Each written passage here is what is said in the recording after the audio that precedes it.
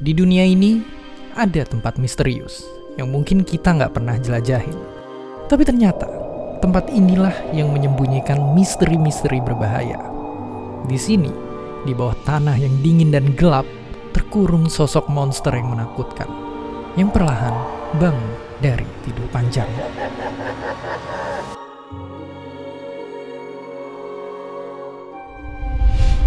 Inilah permafrost, lapisan bawah tanah beku yang menyimpan bakteri dan virus dari ribuan tahun lalu dan sekarang sedang mencair.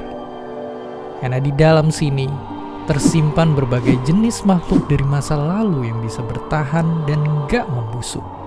Simpelnya, bayangin itu kayak freezer yang ngejaga makanan kita biar tetap awet.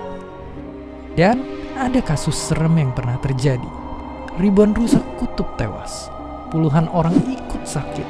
Sampai-sampai seorang anak meninggal. Semua akibat penyakit ini. Yang ternyata bangkit dari bangkai rusa kutub yang tertimbun beku dari puluhan tahun lalu. Tapi lalu tanahnya mencair. Meski mungkin jarang didengar. Saking bahayanya. Faktanya penyakit ini juga pernah dijadikan senjata biologis di Perang Dunia I dan II.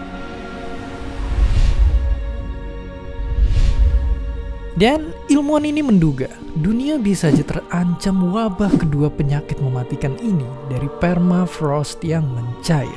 Bahkan di belahan es lain, ilmuwan juga baru nemuin puluhan jenis virus purba yang dalam tanda kutip lagi tidur dan siap bangkit kapan aja. Ngerinya lagi, kuman purba barulah satu dari berbagai kerusakan yang diakibati mencairnya permafrost. Dan oke, kalau gitu pertanyaan besarnya, apa yang bikin freezer ini malah jadi kayak kulkas? Nggak perlu kaget, penyebabnya adalah manusia. Lebih tepatnya lagi adalah gas yang kita hasilin ini, yang bikin bumi terus tambah panas. Bahkan tahun lalu, tempat yang biasanya beku dan bersalju ini sampai pernah sepanas Bekasi. Tapi tunggu dulu, sebenarnya seberapa besar peran kita manusia dalam pemanasan global? Untuk jawabnya, kenalin jejak karbon. Jejak ini ngeliat sebesar apa karbon yang dihasilin dari aktivitas tiap orang. Misalnya kalau kita sering naik pesawat, gonta-ganti gadget, rajin beli baju baru tiap ada diskon, dan jadi banyak ngasilin plastik dan zat kimia lainnya ke tanah dan air, jejak karbon kita bakalan besar banget. Dan ternyata rata-rata orang Indonesia tiap tahunnya itu ngasilin ribuan kilo karbon alias seberat 40 orang dewasa yang tumpuk-tumpukan. Kalau dikali banyaknya penduduk, kita jadi masuk 10 besar penghasil karbon dunia. Dan kalau kita lihat lagi, dua inilah yang sumbangannya paling banyak. Jadi sekarang gimana nguranginnya? Karena kalau ngeliat air laut terus naik dan banyak kota kita jadi terancam tenggelam, apakah hal kecil kayak sekedar hemat listrik dan berkebun di rumah itu penting? Jawaban singkatnya, sangat penting. Karena selain buat lingkungan, hal-hal kecil juga ngaruh ke sisi keuangan dan perilaku kita. Tapi tentunya penting juga ngedukung pemerintah bikin dan negakin peraturan buat ngurangin jejak karbon. Contohnya bagusin transportasi publik dan ngebatasin kendaraan pribadi. Buka jalan buat energi terbarukan. Mencegah kebakaran hutan dan lahan.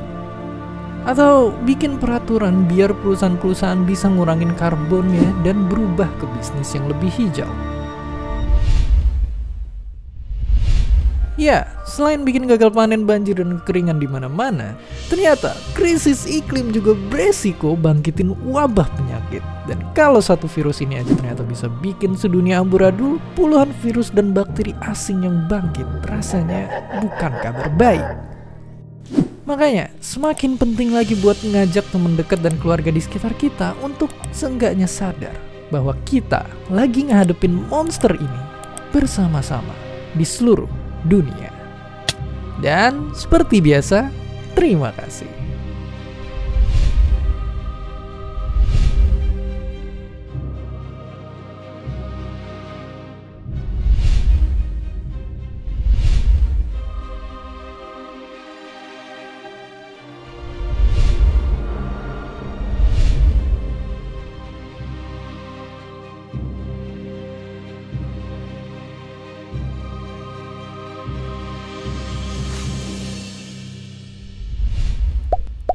Terima kasih udah nonton Kok Bisa. Punya pertanyaan lagi? Tulis aja di kolom komentar di bawah. Keep asking and stay curious.